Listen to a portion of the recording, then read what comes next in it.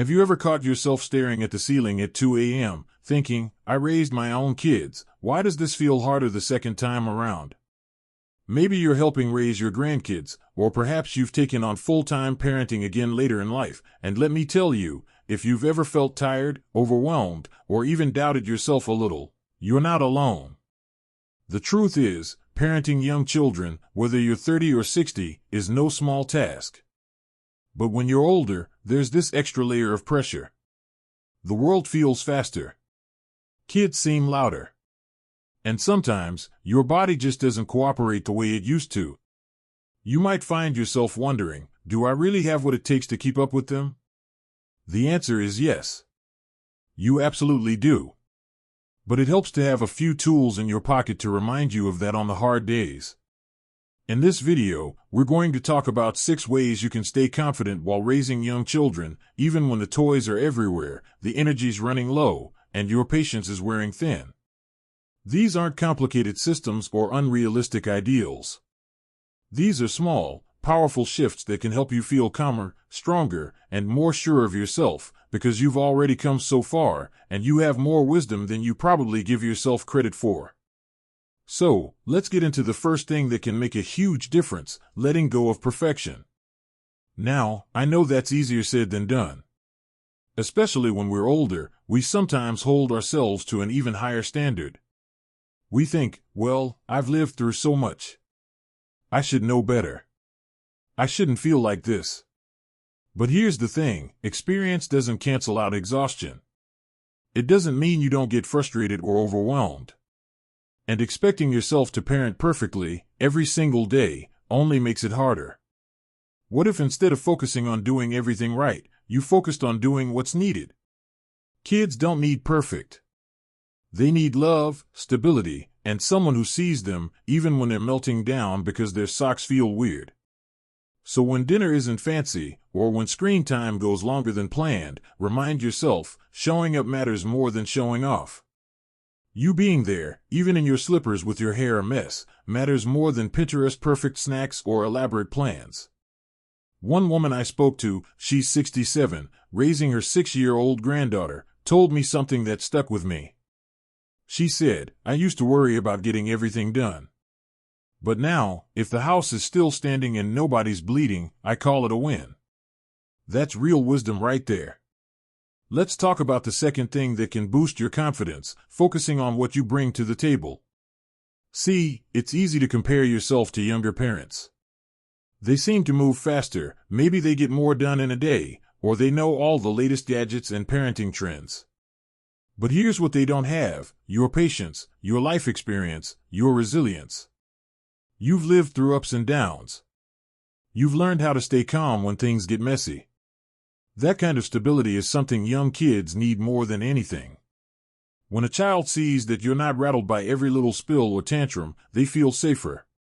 They learn that they can trust you, and that builds a stronger bond than any toy or app ever could. So instead of worrying about keeping up, think about how you're grounding them. Think about the quiet confidence you're passing on just by being there. Even when your knees ache or you don't understand the latest cartoon they're obsessed with, you're giving them something irreplaceable, a sense of belonging and security. And no new parent handbook can teach that. Now let's move into something that might feel a little surprising, but it's just as powerful, asking for help without guilt. This one can be tough.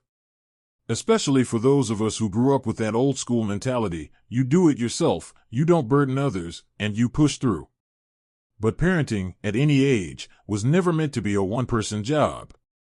And when you've got grandkids or young children under your care later in life, it's okay to say, I can't do this all by myself today.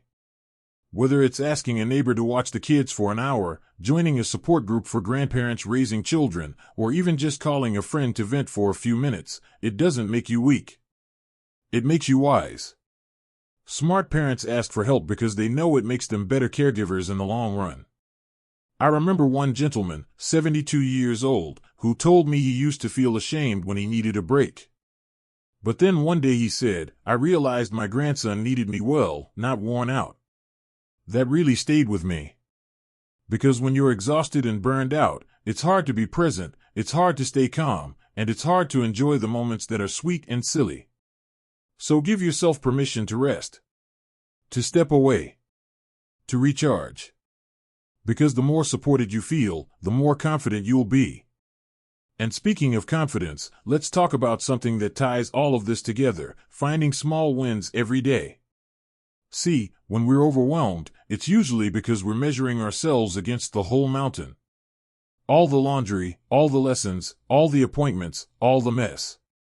It becomes this endless list, and it's hard not to feel like we're falling behind. But confidence comes from momentum. And momentum starts with tiny victories. Maybe today, you got through breakfast without anyone crying. Maybe you managed to read a bedtime story, even though you were exhausted.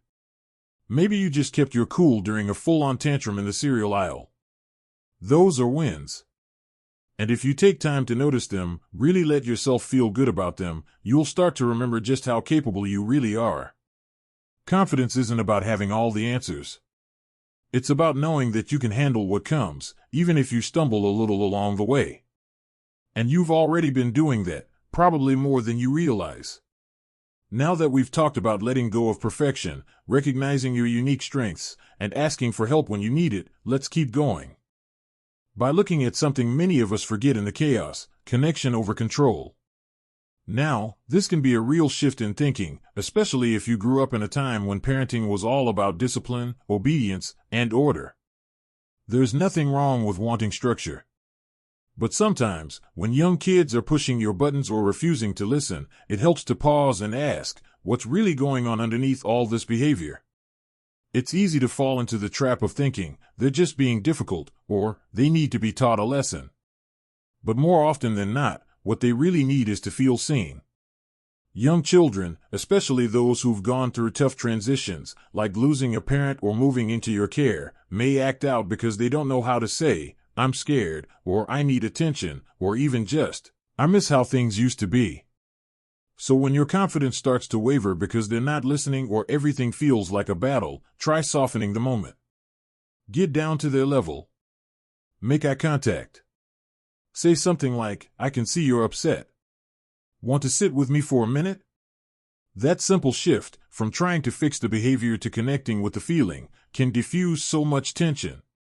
And here's the beautiful part: when you lead with connection, control tends to follow. Not because you've won the battle, but because the child feels safe. They trust you. They want to cooperate, not out of fear, but out of respect. That's a different kind of power. One that doesn't leave you drained or doubting yourself. It doesn't mean you never lose your temper. Of course you will. Everyone does. But even when things go sideways, connection gives you a way back. You can say, I got frustrated earlier, and I'm sorry for yelling. Let's start fresh. That kind of modeling teaches them more than any timeout ever could, and it builds your confidence, too, because you're not just surviving the moment, you're shaping a stronger relationship. Let's move into something else that helps restore your footing when things feel overwhelming: creating a rhythm, not a rigid schedule. At this stage of life, many people find they don't have the same energy they once did, and that's perfectly normal. But children, especially the young ones, thrive on predictability. So when the day feels too scattered, or you're constantly reacting instead of planning, it can wear you down quickly. That's where rhythm comes in. I'm not talking about planning every hour or having a strict itinerary. Nobody needs that pressure. I mean having simple, predictable anchors in the day. Maybe breakfast is always at the table with a little music playing. Maybe you read a story together before rest time. Maybe after dinner, everyone helps tidy up while dancing to an old Motown song. These small rituals give children a sense of safety, and they give you some breathing room. You don't have to reinvent the wheel every day. You can flow through the routine, knowing what comes next, instead of scrambling to keep up. One grandfather I know, he's 69 and raising twin boys, told me, the minute I stopped trying to run the house like a military camp and started leaning into our rhythm, everything got smoother. We weren't fighting the clock anymore, we were just flowing with the day. And that's the goal. Not control, but flow. Because when the day has a rhythm, you don't have to question yourself so much. You know what to expect, and so do the kids. That predictability builds your confidence, especially when energy is in short supply. And speaking of energy, we can't ignore how important it is to take care of you. I know, this is something everyone says, and yet it's often the first thing we let go of. But here's the truth, when you're older and caring for young children, your physical and emotional well-being is the foundation everything else stands on. You don't need hours at the gym or perfect meals. But you do need moments that are just for you. A walk outside while the kids nap. A quiet cup of tea before they wake up. Listening to your favorite music while folding laundry. These aren't luxuries, they're lifelines. They refill your cup just enough so you can pour a little more into theirs. If you feel like you're losing your temper more quickly, or second-guessing your decisions more often, it could be because you're simply depleted. Think of it like this, even a car that's been well taken care of needs fuel. You are no different. And let's not forget your mental space. When the days are loud and messy, a few minutes of stillness can go a long way. Try writing down 3 things that went right at the end of the day. Even if it's something tiny, like everyone actually ate dinner, or you remembered to call the pediatrician, that sense of accomplishment can shift your focus. Over time, it builds a deep inner confidence that doesn't rely on outside praise. Because you're not parenting for applause. You're parenting out of love. And that's the kind of motivation that lasts. Confidence isn't about always knowing what to do, it's about trusting that you'll figure it out.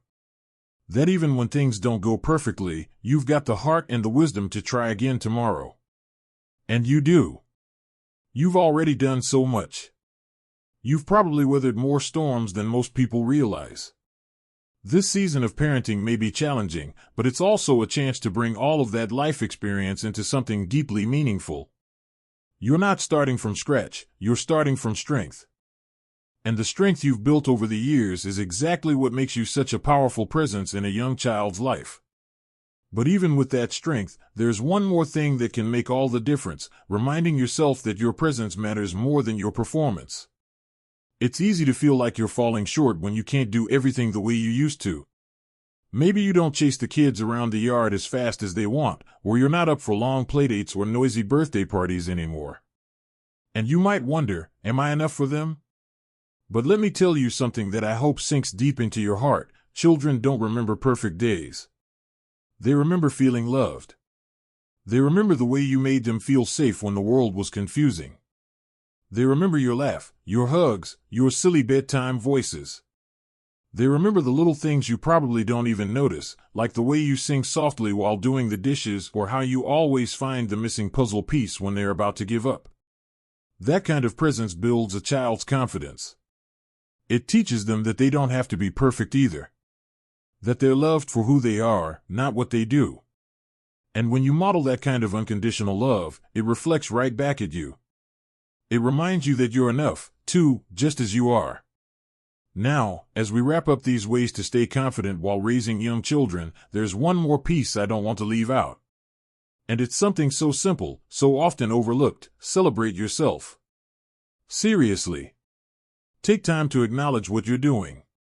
We live in a world that claps the loudest for productivity, for youth, for doing it all. But parenting at 60, 65, 70, it's not just brave. It's beautiful. And it deserves to be honored. You're showing up every day for a little life that depends on you, even when your back hurts, even when your patience is thin, even when nobody else really sees the full picture. So make it a habit to pause, just for a moment, and say to yourself, I did good today. Not perfect. Not flashy. Just good. Maybe you kept your cool during a rough moment. Maybe you made them laugh. Maybe you tucked them in with love even when your tank was on empty. Those moments are golden. If you find yourself scrolling through your phone at the end of the night, reading articles about what you should be doing better, take a break. Put your hand on your heart instead and say, I am doing enough. I am enough. Let that be your nightly ritual. Let that be your reminder when the doubts creep in. Because the truth is, no one else is living your story. No one else has walked the path you've walked, or knows the love you carry. And that love, your love, is a powerful force in a child's life. You're planting seeds they'll carry with them forever.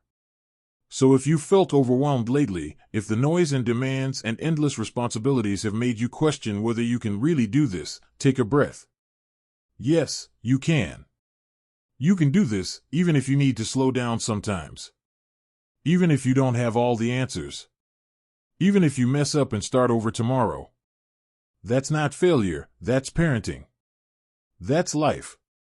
And you've been doing life long enough to know that the most meaningful things are rarely easy. You're not here to be perfect. You're here to be real. To love deeply. To guide with patience. To laugh when you can, and rest when you need to. That is more than enough. So, before you click away or move on to the next thing, I want to leave you with this.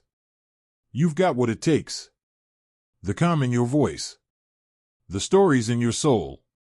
The lessons you've learned, sometimes the hard way. You are exactly the kind of parent a child needs, not despite your age, but because of it. And if no one else has told you lately, you're doing a beautiful job. I'd love to hear about your experience. If you're raising little ones later in life, or supporting someone who is, drop a comment below. Tell us what helps you stay grounded, what keeps you going, or even what challenges you've faced. We're in this together, and your voice might be just what someone else needs to hear. If this video resonated with you, give it a thumbs up and consider subscribing for more real, supportive content made just for you. Because this channel is about living fully, loving deeply, and finding strength at every stage of life. Here's to raising the next generation, with wisdom, with heart, and with confidence that doesn't fade with age, it grows with it. Take care of yourself, and remember, you've already done the hardest part, you showed up. Here's to living your best life at any age.